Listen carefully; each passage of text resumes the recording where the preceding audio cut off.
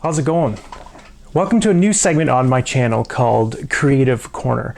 I came up with this because I actually spend a lot of time right here in my corner creating things, coming up with things, and doing what I do and love doing best, which is model railroading. So I decided to call it Creative Corner.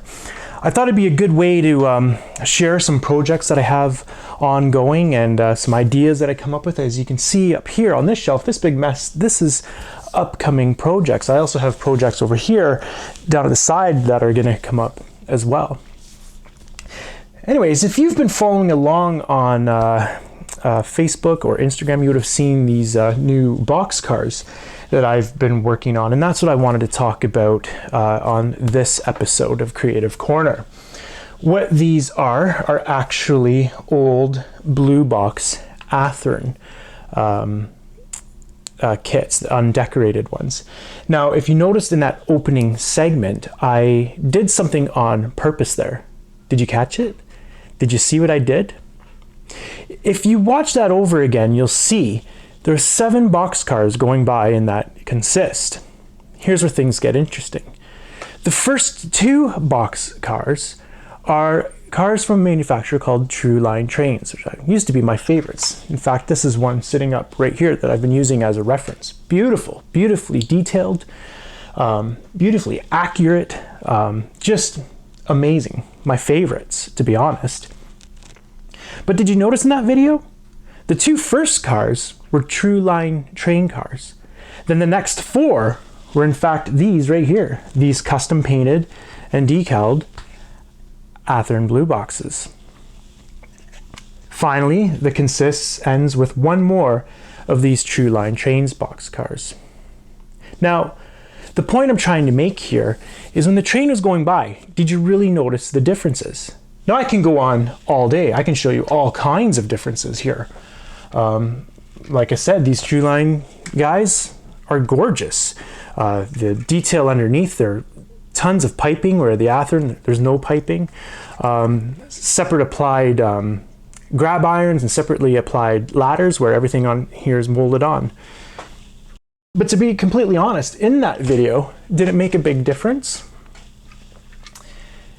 The other point I want to make is the price.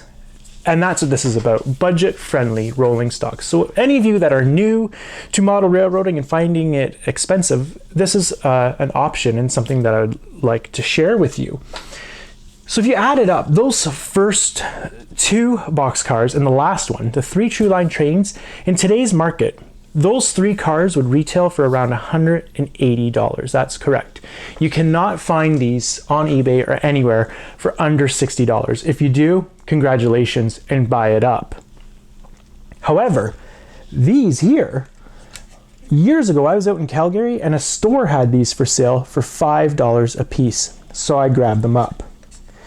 Now, when it comes to custom stuff like this, you always have to keep in consideration, and you're probably wondering this yourself, how much did these cars actually cost me? The funny part is the cars were only $5, but the decals were actually $8 per set. So it really adds up. So just with the car and the decals, you're looking at about $13. Then by the time I upgrade the couplers, and if you wanted to upgrade the wheels, I'm going to call it $18. So when you add it up, this entire consist of 4 cars would cost about $72, as opposed to the True Line Train consists of only 3, which retails around $180.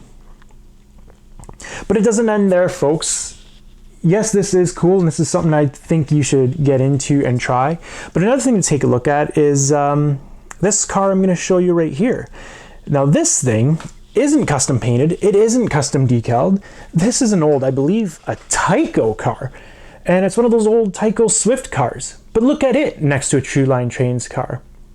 The key here is weathering. And that's something I think you should really pay attention to.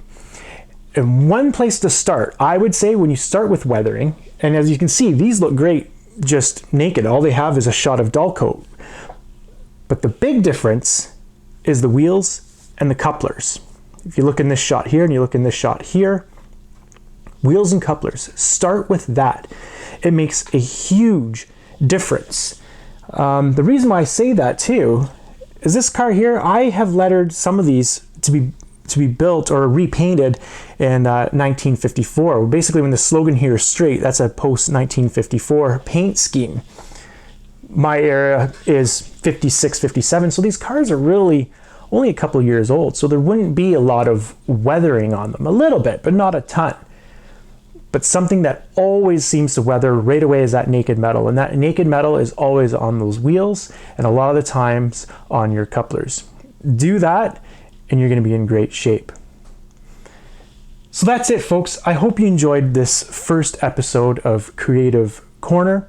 If you like this, by all means, and as usual, hit that like button and the subscribe, and help me out and help get this information out by also hitting that bell notification icon to help yourself and other people to find this channel and this content. Thank you so much for joining me, and if you're new here and you're new to the world of custom painting and decaling and weathering, welcome, my friend, to the art of model railroading. Stay creative. Happy model railroading, my friend. We'll see you later. Bye-bye.